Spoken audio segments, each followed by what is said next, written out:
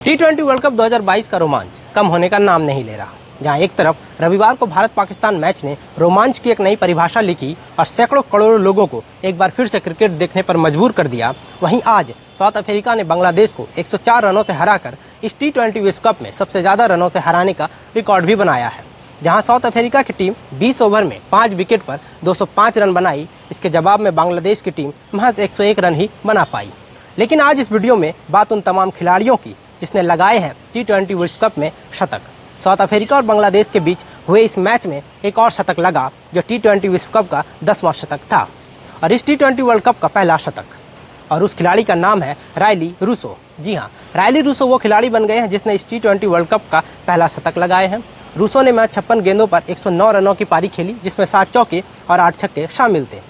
आपको बता दें कि इस शतक के साथ ही ये T20 विश्व कप का 10वां शतक बन गया है और रूसो वो 9वें खिलाड़ी बन गए हैं जिसने T20 वर्ल्ड कप में शतक लगाया है।